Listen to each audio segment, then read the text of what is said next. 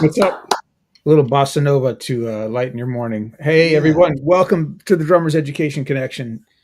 We're so excited to be here. We're so lucky to be here. My name's Jeremy Steinkohler. I'm here with my good friends, great drummers, great guys, Bart Robley from Hello, hello, hello, hello. California, Chip Ritter, Tucson, Arizona, Hello. here in the San Francisco Bay Area. I am, and we are missing our fourth friend, Rick Stojak. He's visiting his mom in Florida. We wish him the best and miss him, and we'll be looking forward to seeing him next week. Incidentally, next week we are having Derek from Beat Note, who designed this fantastic drum scoring app that you can use on your phone and tablet. So he's going to be our guest next week. We're going to talk all about that really cool app that we found out about at PASIC, and we're looking forward to having him on next week. But before we get started talking about today's topic, which is the importance of feedback, want to take a moment to acknowledge and shout out to our friends who have been suffering through the fires in Southern California. There are two guys who have been guests on the deck who are good friends of ours, very good friends of ours, who have lost everything. Their homes have burned down. They've lost all their gear. They've lost everything that wasn't in some remote studio place.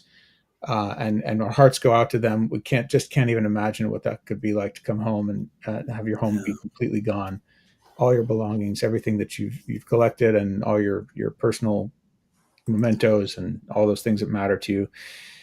We're happy that they're safe, of course, they and their animals and their families, their spouses. But our hearts go out for them and what they're going through right now.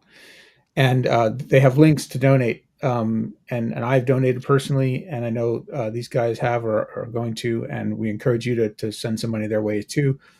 Chip is putting the links in the chat right now for John Mader and Mike Packer. John has been on deck before and is a phenomenal drummer, a good friend of mine here originally from the Bay Area, moved to Southern California. He's been the drummer in the Hamilton production for several years. He played in all the big shows that came through San Francisco, Wicked and Rent and Mamma Mia and Lion King. And he's toured with John Fogerty, and he plays with the Carl Verheyen band, the guitar player from Supertramp. And he's played with all sorts of heavy musicians. It's really wonderful guy, and please consider donating to his relief fund. And then also Michael Packer, who's a terrific drummer and educator. He's on the PASIC drum set committee. Really smart guy. Terrific member of the drumming community. Played with the band. Oh shoot, now I'm forgetting the name of it. The something dogs. Do you guys remember? I don't. I remember. I remember when he was on the show and hanging out with him at PASIC. I don't remember the name of Yeah, the band. yeah. Anyways, he was a drummer in a well-known Tijuana. band. Tijuana Tijuana. Dogs. Thank you, Tijuana Dogs. And also has contributed some great educational materials on Hudson Music that are technical. Worked with Ralph Humphrey for many years. Anyways, our hearts go out to John and Mike and their wives and our friends down there who've been impacted by this.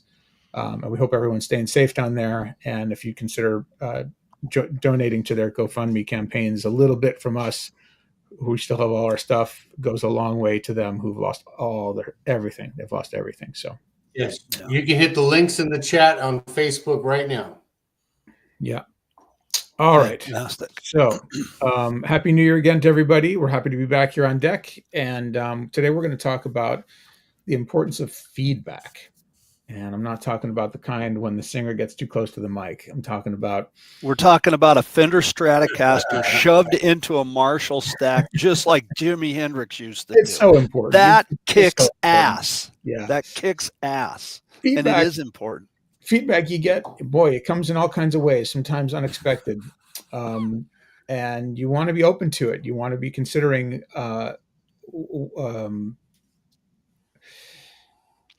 if you live in your own mind, you can only get so far, right? Mhm. I've learned that one the hard way sometimes.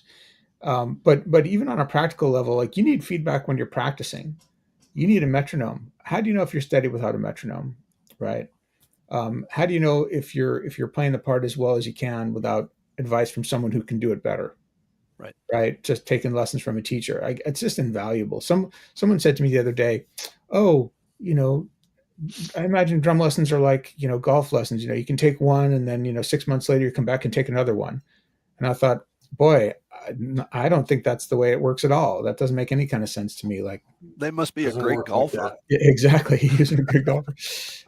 You need that constant feedback all the time. There's so many aspects. Playing is such a complex thing, and there's so much to learn about it to do it well. Constant feedback is important. So I'll kick it off. And Fred, welcome, Fred. We'd love to hear from you on this if you're interested, if you have something to say. What let's start with for you guys personally, feedback that you've received that's been memorable, valuable, pivotal, life changing, whatever. I think, you know, working what you said with the metronome is so important. And I think it's really easy when somebody in a band situation um, that you're working with says something about your time. Oh, you're rushing, or you're dragging, or you're this, or you're that. It's really easy to take that personal. Right. Um, and I think working with a metronome, as you said, and I jump in with that because I can't stress how important I think that is. Because even when you work with a metronome, there's a difference between playing to the metronome and playing with a metronome. And I learned that when I was working with Michael Blum. I went into the studio to do an album, just knowing I was ready to cut this album. And in halfway through the first song, and he never stops a recording. He stopped the recording. He said, "Please listen to the metronome. You're creating an uncomfortable energy in the booth." And I was like, Oh, yeah, it's like, yeah, oh, well, I had two choices. I could either let the ego get the best of me, or I right. could take that piece of advice and swallow it down Hmm. and really listen to the metronome and really listen to the click and let the click guide me. I think too often the metronome we use as it crushes our ego. Oh, I can't play with it, I suck. Or I can't play X amount of passage. I can't play this thing that's on my music stand, whatever it is. At that tempo, so I'm not good. No, the metronome is a carrot and a stick. The metronome is a thing to judge your progress by, Right. and it's also a tool to help you stay in time when you absolutely have to stay in time. Um, and so I think that instant feedback that you get from the metronome, okay, and then but then staying with it in your mind, not just, okay, I'm playing with the metronome and it's this annoying sound over here. Really being focused on it, really being present with the click, and yet still providing a feel for the group is so important. And then when you realize that somebody else can hear the metronome and they're hearing what you're hearing and you're not syncing with it, take that piece of advice, you know, Yeah, I and just had and this. run with it. I like that. You had a lot in there, Bart. A lot of good stuff. I Yeah, just had there's a sorry, I didn't mean to unravel on you, but no, there's no, quite not a at bit all. there. This is what we're here for. The unraveling. What is the skill that a person needs to have to play well with a metronome? I Quick answer. think It's a short answer. With the quick, what do you need to do to be able to play well with a metronome? Where do you need to focus your attention? I focus my attention on, yeah, obviously lining up the quarter notes, but then also I just try to treat the metronome as if it's like the best musician I've ever played with. Right, right. But what are This you this doing? Right, right, right. You're of course everything is true. But what are you doing when you're playing with a metronome? What makes a metronome useless if you don't do this one thing? Paying attention to it Yeah, while you're paying attention to what you're doing. listening. Right. listening, Yeah, okay. Listening. of course. I know. It's a simple answer. Like it's the same thing. Feedback. You have to listen to get the feedback. You have to listen from the metronome. You have to listen to get the feedback from the other musicians. Correct. Right. And it comes down to almost like a humility or like a where you put your priorities. If you're thinking about what you're doing so much and you're totally in your head, You're not open to feedback. You're not open to feedback from the metronome. You're not open to feedback from, I mean, from drummers, from drum teachers. Even I've had students come in who, I tell them what's Mm. happening, and they ignore it, and they don't believe me. I'm like, are you kidding? What are you here for? I'm right, and I'm 100, I am right. That's and why I B, like hanging out with Jeremy, because that's always his answer. and B, if I'm wrong, C letter A. you know, I, I'm I say sorry, that. that was just I say great. that. Okay, I say that to my son all the time. I'm like, I was wrong. There was once, I think. You know, I thought um, I was wrong, but it was a mistake. no, but like I mean, that's like a stubbornness. I mean, I'll tell you another quick one. There was a student in BandWorks who played in a band I was coaching, and her time would just go downhill. It would slow down every time. I was like, okay, and I try to frame like, oh, the band, we're slowing down. You don't want to put the blame, and it just kept going. And I was like, okay, you're not really listening. You're not listening to the band. Because if you're listening to the band, you'd hear what I was hearing, which is that you're slowing down dramatically and the band you're coming apart. And she insisted that that wasn't happening. I was like, you're not paying attention. You're not listening. And so for starters, you got to be open to feedback, sonically and otherwise. And it doesn't mean that you take everything that anybody says about your playing as the truth. But if it's somebody whose opinion you respect, or who's got more experience than you might want to try it on for size. One of the things that I've found that, and there's a whole lot of things that we can, past episodes that we could weave into this.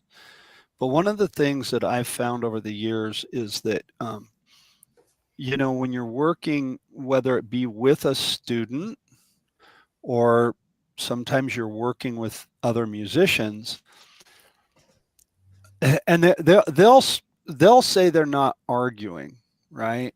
Yeah, right. I'm not arguing, Yes, you are. but right, but you give them an answer, right? You give them some feedback. Hey, I'm kind of hearing this and feeling this, or maybe we should try this. Whatever you're going to say, you want to word it, and their answer always starts with either yeah but, or Yeah, no but.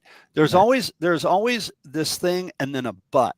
Hmm. Or the other one that I absolutely, hate is, well, yes and no.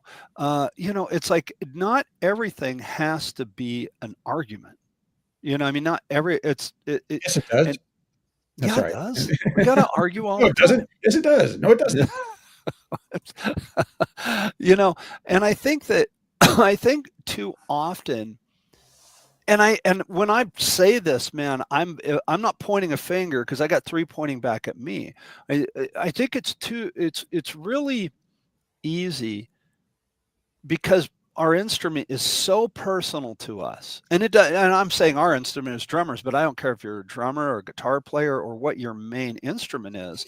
It's a personal thing that you've honed your craft and you've worked at it, so it's really easy to take it personal.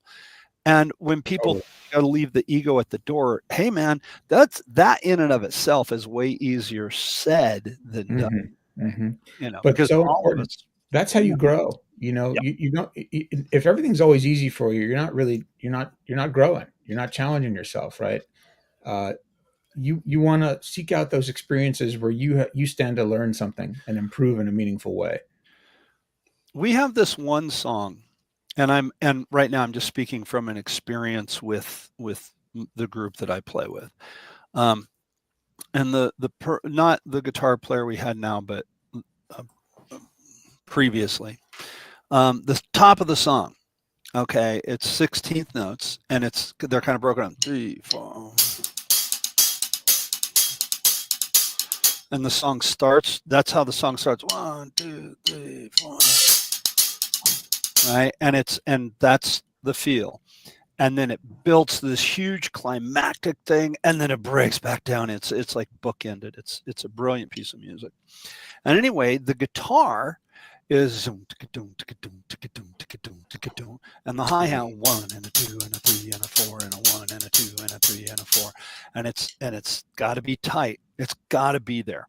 And the guitar player previous, if something was said to him, his answer was always this: "I am dead nuts on." It's Oh like, yeah. Right. well, dude, I'm hearing a metronome, and then I'm playing to the metronome, and Right. then I feel you Right. like pulling me everywhere, and I'm trying to hold on to the metronome. You're not even listening to what I'm doing, but yet you're right.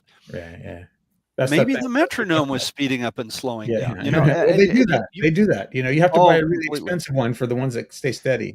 You've got to get. You know what? Yeah, you don't want to download a free app. You Yeah. need an Those are expensive, right.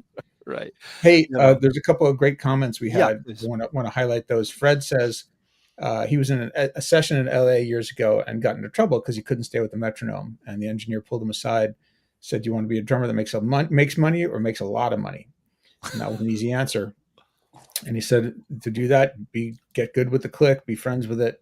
Fred took that advice seriously, and he worked with the metronome, and now he gets hired all the time because he can play with a click, and keep a good feel. Yeah. Makes perfect sense, man. I mean, it's such an easy thing.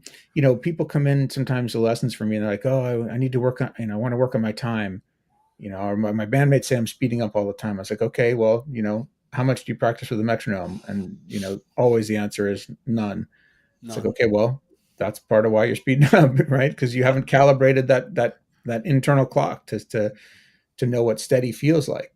And I'll tell you this too: I have people who can be really good and steady at a certain tempo, and then you change the tempo, and they get less consistent, Mm. right? So they can be. I call that.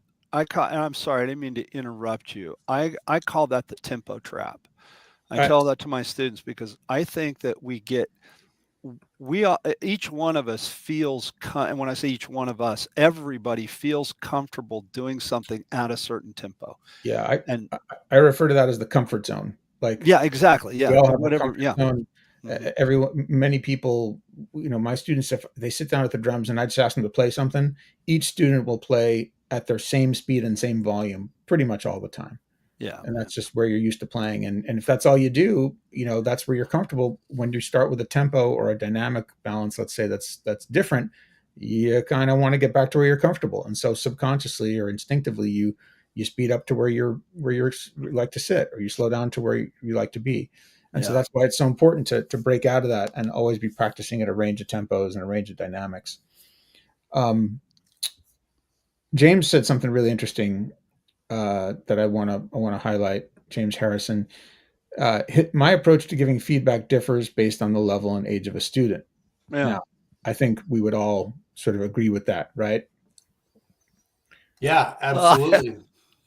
I had a student one time, and you know how you guys we've all been teaching long enough that you're in tune with your student and you can kind of tell where they're going emotionally, Yeah. like if they're really struggling with something.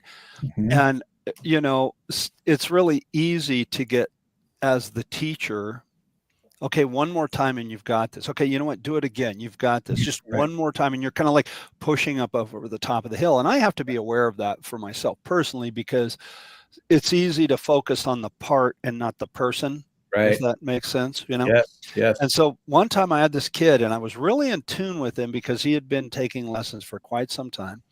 And I just didn't see this coming. He's playing with the metronome, and Mm. he's kind of, he's not nailing it, but he's with it. But you can tell he's kind of like he wants to take off. And this is a young kid. He's 10 at the time. He takes the sticks and he Throws them on the throws them floor. across the room. Oh. And he looks at me, and I'm not kidding you. He wasn't crying, nothing. He just looks at me and goes, "That fucking thing is slowing down." And I'm like, whoa. Straight up, no chaser, kid. I'm like, Yeah. just chill out. And now I'm trying not to crack up, That's because there's this you're syndrome. using one of those cheap metronomes. Oh, dude, I Yeah, what do you say to that? First of all, you want to give the kid a high five. Way to Yeah, go, right. kid. Way to go. But the other one is like, hey man, just chill out. But yeah, it's Yeah. No, that that's the thought process that James thing was like, yeah, sometimes you have to, with something like that, you've got to kind of curtail your feedback or well, however you but would to you not you put make a really good point there. You kind of hit the nail on the head, Bart. You said, you got to remember that you're teaching the student and not the material. yeah, Well, yeah, and yeah, and we everybody learns differently, right? Some people have different strengths and different weaknesses. Some people are quick on the uptake. Some people, it takes explaining it four different ways, and finally the fourth way hits, and they finally understand, right? Some people are able to pick things up really quickly. Other people have to take it home and work on it. I have some students who want every piece of criticism I can offer, mm, constructive criticism, right? They're like, no, no, no, don't hold back, Jeremy. This is what I'm here for. I want everything you can tell me about how I can possibly do better at what I'm doing. right. And I had a student yesterday who I was asking him to try something and he couldn't do it on the first try. He's like, I don't want to do it. I was like, well, why Yeah. not? Because honestly, because I'm embarrassed that I can't do it and I want to take it home and practice it. I was like, okay, well, I pushed him a little bit. We tried it a couple of times, but you know, I can't give him the same kind of feedback that I do the other student who's wanting everything, right? Okay, Because that's going to break him, right? Yeah. as a teacher, this isn't maybe a feedback, but it's a question more than anything. You have that happen, right? Oh, I want to take it home and I want to practice it and come back and play it. Hmm. Do you kind of take that and go, well, let's try it anyway, because in a real world scenario, if you're asked to at least try something, you want to be comfortable with going out on a limb. Like for instance, you're in a recording session or on an audition, and gosh, I don't quite know that feel, and they pulled it out of the hat to play it. So okay, I'll try it. Do you kind of want to push the student and say, and give that feedback, give that, hey, look, you might be put in this position where you have to just try something, and push them in the lesson? Would you do that? Not for that reason. The reason that I would push him, like yesterday, I pushed him to do it. Mm, What we were working on, because it was because I wanted him to go through the process in front of me, so that I could offer him some insight about how to do it better, right, about how his process was working, right? And right, um, it wasn't so much, oh, someday you're going to be in a situation on stage or in an audition. I mean, this is a 15-year-old kid, right. 14, and I also reminded him, like, hey, I totally understand you feel embarrassed, like you feel like you should be able to do this thing I'm asking you to do, but it's challenging. I was like, but this is why you're here. This is what you're here for, is for me Right. to help you and to learn, right? And so you're not supposed to come in here and perform every time. I'm not here to judge. I'm here to help. So, Exactly. so that was the conversation we had, and he did it for 5 minutes, and I said, okay, that's enough. Good job, good effort, and now take it home and practice some more. I think that that's a really, what you just said right there. I'm not here to judge. I'm here to help you. And I think a lot of students, um, and I think, put myself in that situation. I've been playing forever and I'm a teacher and I'm a professional musician, and I go take a lesson. Mhm. There's that point where you kind of feel like, well, gosh, I should be able to play this. And now this person is judging me because I'm doing all these things, but I can't do this. It's easy to get that inside of your head, back into the imposter syndrome thing that we talk about. Yeah. Um, so I'm glad that you said that. I think it's important to remember not to be judgmental as a teacher. And I think it's also important to remember as a student of the instrument to not judge yourself and realize that people aren't, that are in our position, aren't judging you. Yeah, and remember, as much as your ego feels like it's on the line, and I totally understand the desire to impress your teacher and to perform well for your teacher. I totally get that. Yep. But what you're there for is learning, and Again, learning. put the ego over here for a minute. Yeah, right. And Yeah. it's back to what we Hard talked to, about the importance of feedback, right? Like, you can go do it on your own, but you're missing an opportunity to get feedback. Isn't it? I mean, I love it when I'm taking, a golf lesson and I get, that I get the teacher fully there with me and like working on every little aspect and giving me every piece of feedback I can that's useful.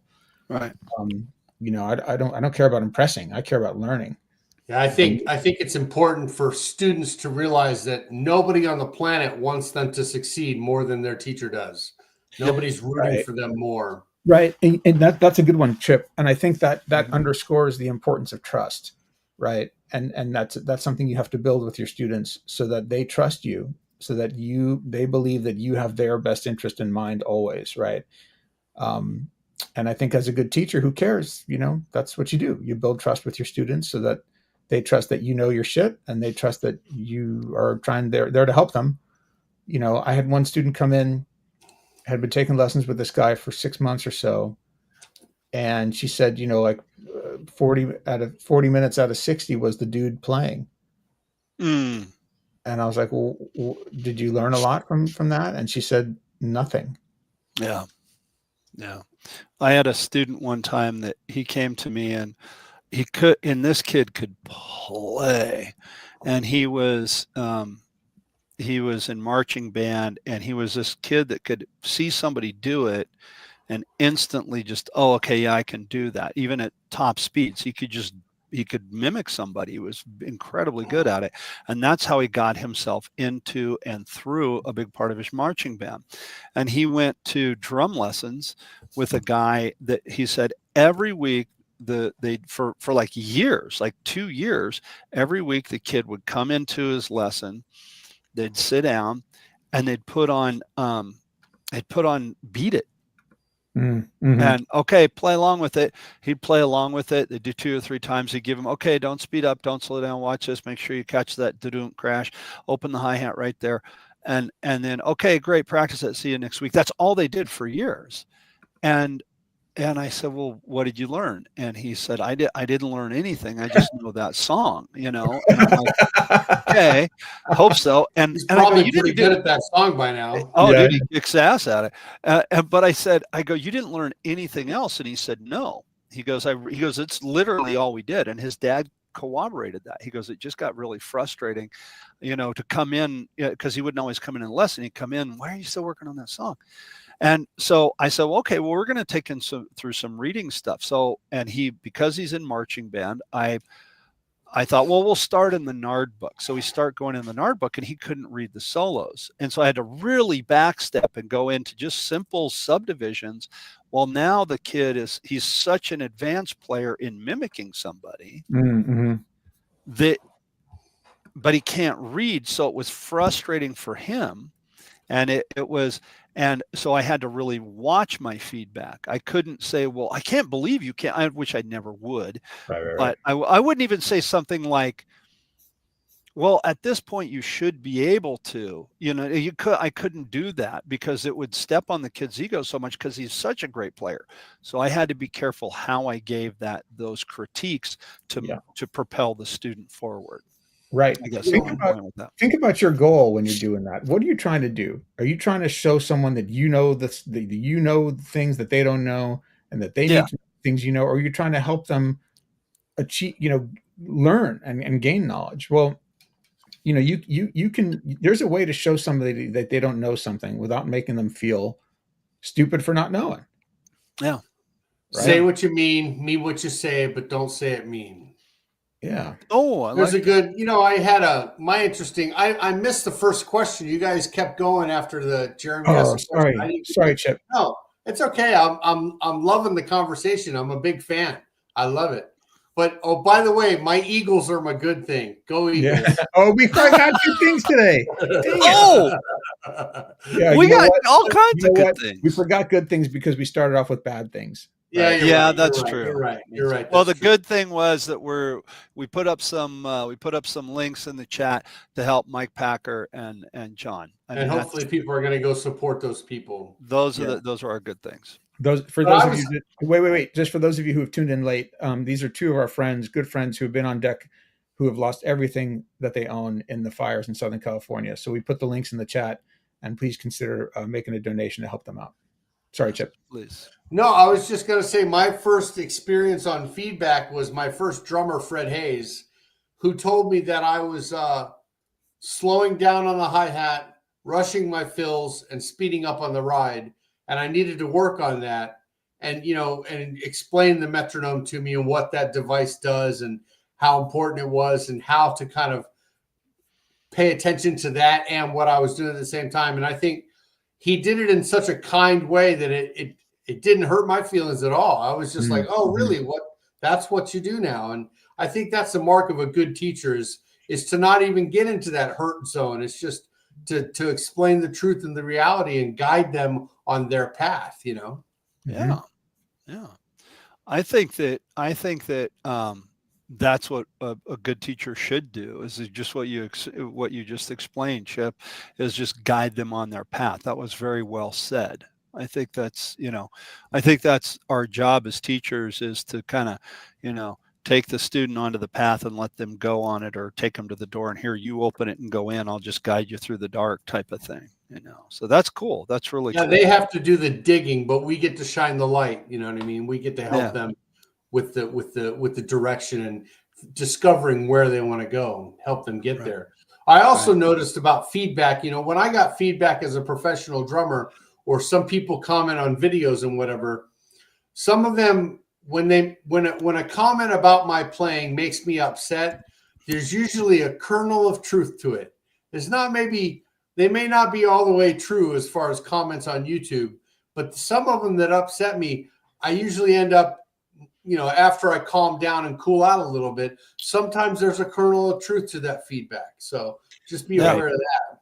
Right. Yeah, that's a good one, because a lot of times the feedback stings. Right. Oh, yeah. Right. And that's okay. Like, it's normal. It's okay to feel the sting, feel it, feel crappy, feel like you're whatever, and then get over it and do the work. Yeah. Well, I think I told this story. Matter of fact, last week when I studied with Greg Bissonette, I went to his house for my very first lesson with him, and I couldn't play what he told me to play, and it was really a hard lesson, and I went away from it like just defeated, and it took a bass player friend of mine to talk me through it, to realize that, well, that was a good lesson then.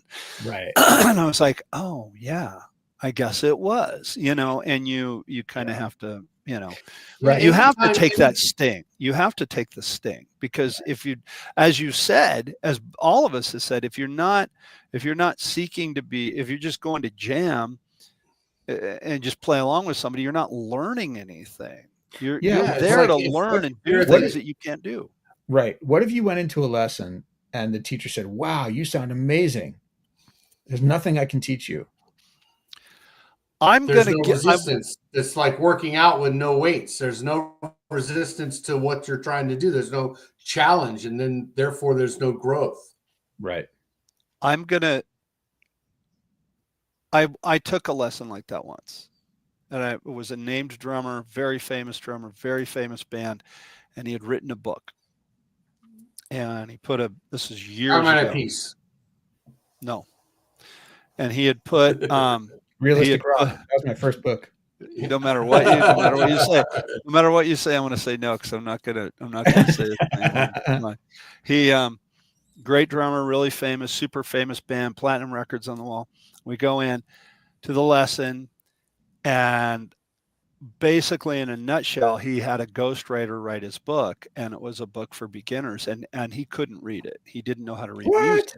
He couldn't. He had no idea how to read his own book, and I ended up giving, well, this is how you read it. And I still paid for the lesson. Oh man, I was so pissed. Don't say that person's name. Yeah. I'm not gonna say his name, and when I say that, I mean it. I was really bummed, because I was like, dude, I love your drumming, and I love why would you put yourself in that position, to do that? But I don't know what that has to do with feedback, other than maybe I gave him some feedback, but and I don't, I sound like a jerk when I even say it, but it happened. There are times when feedback is not helpful, right? I know this because my wife tells me all the time. Right? Sometimes the best thing you can do is listen. Um, but And do but what she says. yeah, right. But what I really am trying to get at here is that um, sometimes you can get feedback that puts you on the wrong path. You know, um, you can be told something that there's a great degree to which what we do is very subjective, Mhm. and uh, this comes back to that trust thing. Like, I trust your opinion musically, right? So I might say to a student, well, I think your hi-hat's too loud, for this feel. And and I'd say, look, you can disagree with me, but if we go back to what I said in the beginning, I'm always right. But no, I'm kidding. Sometimes it comes down to taste, and I'll say that. Look, this is a subjective thing. For my taste, I'm feeling it this way. I'm hearing it this way. But you might have a different opinion about it, and that's fine. That's valid. And I want you learn to trust your opinions and believe in the validity of your own feelings about how the music feels and what it should sound like. But there's definitely times when you can get some feedback that is like, I don't know how to say it, like, I mean, it's just wrong, or it's like, boy, that's someone's opinion whose opinion is not worth that much. um you know I had a or it's just different. I don't know. I had a student once who's really good drummer, jazz player, 16, 17, high school jazz band, terrific player, working on these difficult Art Blakey transcriptions, whatever it was. And the biggest challenge he faced was that he just played too quiet. Like, and Mm. like, especially when he's playing in the big band, he wasn't driving the band hard enough, because we watch Mhm. videos and listen to recordings. I went and saw him play, and I said, "Yeah, man, you sound great. I just wish I could hear more of what you were doing. Right? I understand you don't want to be too loud, but I think you're taking that too much of that prescription, worried about being loud." And they went, played at some festival, and adjudicated festival. And one of the pieces, if he came back and I said, "How'd it go? Did you get any specific feedback to your playing?" He said, "Yeah, the only piece of feedback I got was that I was playing too loud." And I was like, Hmm. "Oh my God, that's like the worst thing anybody could have told you." Yeah. you know, um, And you know what? Hey, look, I hold no bones about it. I'm a rock pig on pizza. I've my heart beats on 2 and 4. Right. have you guys ever gotten any bad advice, bad feedback? Well, well, yeah, I have, but I have the opposite because I I beat them like they owe me money, and I play with technique and stuff. But I like to lay into the drums, and so Right. that I get the opposite. That's too loud, and Right. sometimes it's a, well, look, dude, this is what I do, so it is a subjective thing. It Right. really is a subjective thing. I got some bad feedback from a super famous drummer from a super famous band one time that I got to Yeah. meet, and Well, he kind of tore me up a little bit. He looked at my business card and he was like, "All right, first off, you need to take all those sponsored company logos off your card. This is just it's trashy, it's tacky. You need to take those logos off." And the next thing is, the juggling thing. You need to stop juggling because you're going to be known as the juggling guy, and nobody's going to hire the juggling guy. And that's basically, his advice to me. And I went home crushed. I was uh, depressed, and my friend Jeff Wilson, who was my manager at the time, he told me, "Okay, first off, we're going to get one of those accordion cards and get every company we can get on the, and then every chance you get to juggle, I want you to juggle. Every chance, even during a rock ballad, I want you to juggle because you know what? The best thing that happened for you is to become the juggling drummer guy. You know what I right. Hell mean?" yeah. Right. And it was interesting though. Sometimes the person that's giving you that feedback Yeah. isn't really trying to help you. You know? Right. Yeah, I think Completely. that's right. I think that's right. That's why it's so important to trust the person who you're getting it from, right? Yeah. I Trust your mean, drum teacher. Yeah. sometimes it's unsolicited, and that's part of why you really got to be careful with the unsolicited feedback, or let's say critic reviews, right? Yeah. Yeah, reviews, Yeah, critiques. that's a slippery slope because it's great to feel validated by someone saying you're good, and it's crushing to feel devastated by someone saying you're not good. But the advice I try to live by and also espouse is to sort of try to accept all that stuff without getting too wrapped up about it, with a degree of equanimity, and just be like, that's great, that's nice, thank you for the compliment, and Yeah, oh, oh, thank you for your criticism. I that's good wonder, advice. I wonder if there's anything in there that I could that could be of value to me. That's good advice, And there, Jeremy. You search for the truth. If there's a nugget of truth or some kind of valid comment in there that you think can help you become a better musician, then Right, by all means investigate it. But if it's not, then just leave well enough alone and say thank you for sharing. right, right.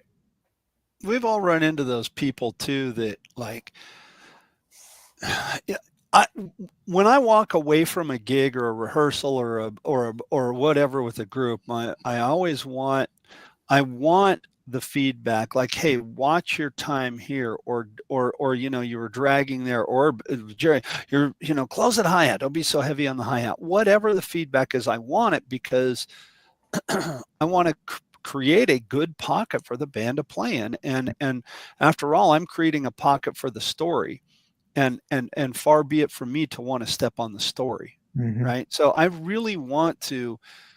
I always want to lead with my best foot forward. Um, we have had, I'm sure all of us, the person that will come to you after a gig, immediately after the gig. That was great, but I heard a few mistakes, and I heard, and they've usually had a few, and you're like, I appreciate that, and then just walk away. But sometimes you can't walk away, and they follow you. And that how do you how do you deal with that? Have you ever run into that, and how do you deal with that? An inebriated uh, advice giver. Oh, yeah, I have had an inebriated advice giver, but not anyone who is ripping me apart personally. How come all of them never eat breath mints? What's up with that? Actually, you know what? It's funny you say that because that's what I use, a Clint Eastwood line from Dirty Harry. I'm always like, hey man, I appreciate the feedback, but your mouthwash ain't cutting it. And then I walk away. I've used that one before. Anyway, sorry. Yeah, I You mean, say thanks for sharing. You're just, it's like What thanks for what that. about you, Jeremy? You look like you were ready to say something there because you I said, mean, I mean, we're after the gig, and you're telling me something about, you know, I mean, I had a guy come up to, I have this band Mophone. yeah, Mophone is a trio. It's two saxophones and drums. That's the whole band. No right. bass, no guitar, no keys. And we play kind of funky, jazzy, a lot of New Orleans stuff. Here, Chip, you can, if you don't mind, put the link in. It's mophone.net. Sure. MOFO. Absolutely. Thank you. MOFONE.net. And we've had great success, and it's an oddball band to have that weird instrumentation, right? Baritone sax, alto sax, and and I understand it's not for everyone, but yet we've had great success. We've played at Monterey Jazz Festival 3 times. We played at San Francisco Jazz Festival a dozen times, 4 albums. And we had a guy come up to us after a gig, up to me, and was like, "Oh, it's a really interesting concept you guys have there. But I think you'd be better served if you explored, really doing blah blah blah with the compositions instead of just blah blah blah what you're doing." And I'm like, "Fuck you." Did you say fuck you? I did. Did you? Yeah, I was like, "No," I said, "Get lost." I was like, I don't know. I just, you can tell when people, he was drunk too, when people mean you well and when they don't mean you well. Yes. Do you know what? Thank you for saying that because yes, there's always, as Todd Zuckerman calls him, the Coors Light guy. The guy that's standing over there watching you going, all right, what do you got? Yeah, What do you right, got? right. Drinking his beer, and there's always gonna be that person. Yeah, There's well, always and I think a lot of times when that happens, I think we've all been around the block enough to realize that that's pure envy and or insecurity talking. right, I right. mean, Yeah, always. right, So I right. think if you personally get feedback like that, Hmm. huge grains of salt, gigantic amounts of active restraint to Yeah, not say fuck you. right, right, right. Because yeah, you want to sometimes, I mean, you really do. But and it does, and that does happen. That does happen, you know. I think feedback is warranted by other musicians if if you really respect them and you ask their Oh, opinion. I got a If good you one. ask it, it's very warranted. Yeah, I agree. So here's a good one, and here's where I was realized that I was out of line giving feedback. So I used to work with this Giving lawyer. feedback? I was Giving giving. feedback? Yep, yep. Okay. I was working with this for years with this lawyer band, and they hired me to be their musical director and their drummer. And it was kind of a novelty band. They would play at these lawyer partner retreats and stuff, and rewrite the words to popular songs to be about lawyer stuff. So it was like BlackBerry ringing in the dead of night kind of thing. Mhm. And so I would coach these guys, and they're amateur musicians, and we'd play these gigs, and not public gigs, but for lawyers and stuff at their things. And uh, I was used to, you know, telling the sound guy what's what, like what to do, and uh, oh, the guitar needs to come up a little bit, whatever. And there was one time that they hired this really uh, high end sound guy who had worked with Prince, among other people. And I went and told him something about, and I didn't know this at the time, like who he was, what his caliber, whatever pedigree was. And I told him something about, the mix. And he said, thanks, you know, let me do my job and you worry about your job. And I was like, oh. And then I realized, this is a guy who knows his stuff, and he knows his stuff so much better than I know that stuff. And so he was taking my feedback as, kind of insulting, like, Mhm. I'm a professional and you were, and I apologized afterwards. Like, hey man, sorry about that. You're totally on top of it. Um, but yeah, and, it wasn't like I was trying to tell him how to do his job. I was just more thinking like, this is what I'm hearing and this is what I think should happen. It wasn't like I was giving him feedback about him per se, but anyways, it was a good lesson. Well, think about dealing with feedback. How many people deal with feedback more than sound men? You Yeah, know, right, right, Yeah. right, right. Literally and figuratively, like God, literally and figuratively. Yeah, yeah. I mean, absolutely. it's. There have been times, I'll tell you this, where I've been at shows and the sound is god awful. Oh, yeah. I'm not talking about my shows. I'm talking about shows I go A to. show. And yeah, Yes. Yes. and sometimes you get a good sound person, sometimes you don't get a good sound person, and I will never go up to the sound person and tell them what to do, or Oh, what yeah. that it sounds bad, or that the bass is too loud, or any of those things. It's like, hey, would I want someone come up to me in my place of work and some stranger telling me about my business, what I'm doing? Right. You know? I'm I here's always nice to the sound man, just like I'm always nice at the drive-through. I'm just always nice. always nice at this. That's very true, man. That's very Yeah. true. Um, I had a situation. This is a question to both of you guys. Um, at the end of a story, I played with this band years ago through Paramount Pictures, and we backed up all the Star Trek actors. and we played Star Trek conventions all over the place. All the actors sing or dance or do something. During the convention, we played really eclectic science fiction songs.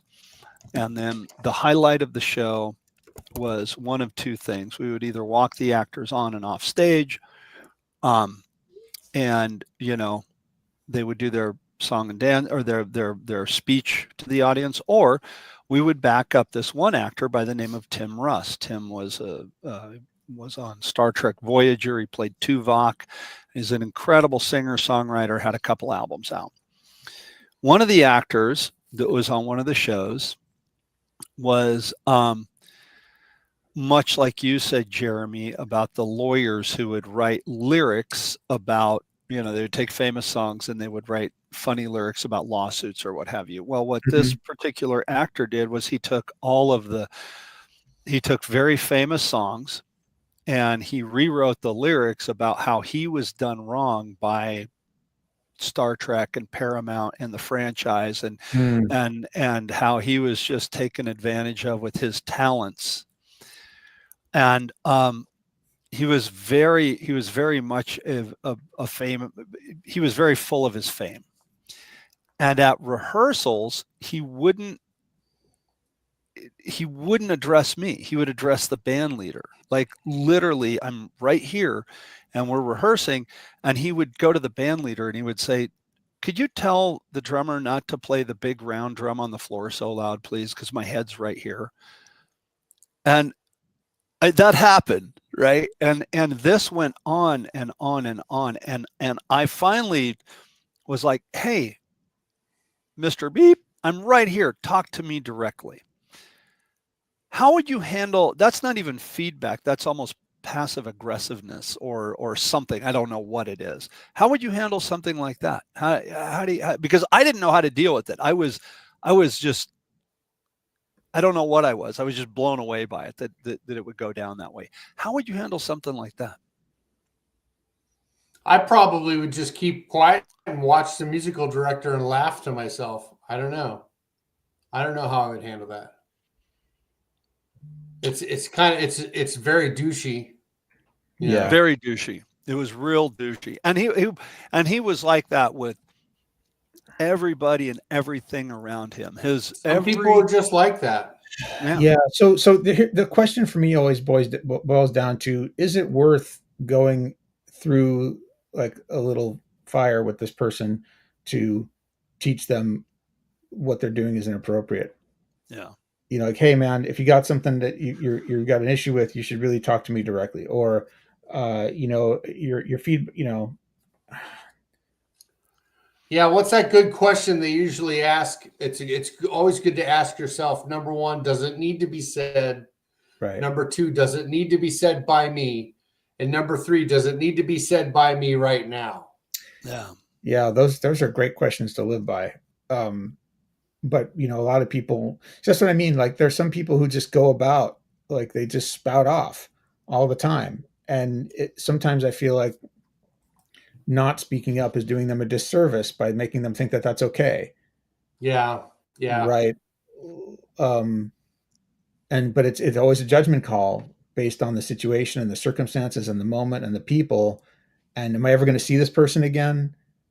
Is this person going to have any impact on my playing or my relationships in any way? Is this a sound guy we're going to work with again? Is this a person in the band? Is this a stranger? If it's a stranger, I'm like, whatever, don't go away. I don't want to talk to you. But if it's somebody that there's something to deal with, hey, what?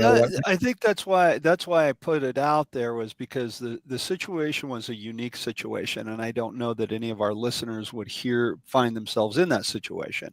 However, to that specific situation, but I do feel that that's a common thing, that sometimes where, especially if you're like, for me in that case, I was a hired gun, and so you're treated lesser than sometimes by the powers to be, I guess, if you will. And what I was running into is exactly what you said, Jeremy, because this was a great paying gig. It was the gigs were what they were, but they were great gigs. They're very well attended, and since it was through Paramount, you were treated incredibly well. I mean, you were treated incredibly well. So there was that point where I was just like, I'm going to have to do like, and I did like, I think 2 or 3 shows with the guy, and it was the whole experience was rather unpleasant, because of that, What James and Harrison just said, play the show and take the dough. yeah, exactly. And you know what, James, that's exactly what I did. That is exactly what I did. Just, took it, got out of there, and dealt with it, Right So on. that's why I proposed the question, because of what you said about, when you run into, and I kind of like you had said, Jeremy, I felt like maybe I was out of line by saying something, but it kept happening over and over and over again. And I was like, dude, I'm right here. You can ask me if quiet, or whatever, I don't know. It's just, that was just his one thing. So I don't know. Thought I'd Sometimes part of being a professional is just letting that stuff happen and slide off you, as opposed to making a stink out of it or making a bigger deal, and then it becomes a thing. Like someone says something like that, it's not your gig, it's not your band, you're just hired gun, like whatever. That means you just let it roll off, you finish the gig and you're done, and you never deal with it again.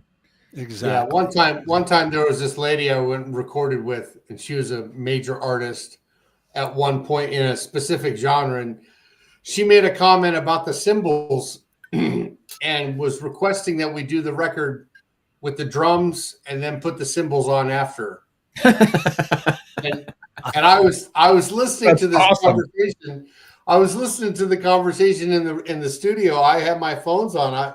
I could hear the whole thing, and she kept going and going, and I was just like, I don't think she understands that I can hear her. That's hilarious. I don't think she understands. All right. Well, we got to wrap it up, you guys. But speaking of feedback, we'd love to hear from you guys, our listeners. If there's anything you think we can do better about our show, or something you'd like to see, a person you'd like us to interview, a topic you'd like us to cover, or if you yourself would like to come on the show, let us know. Drop us a line. Yeah. And thanks for everybody for listening, being supportive of what we do. And we're here to support you guys. So Happy New Year. And please check those links in our chat to support Mike Packer and John Mader, who both lost their homes in the fire. And anybody that happens to see this now or in the future that has dealt with the fire, man, that is just, it's so devastating. And we're sorry that you're going through this right now, but it will get better. Better times ahead. Stay safe, everybody. We'll see you next week. Thanks so much. Oh, I got to play something. I don't even know what I'm going to play. So.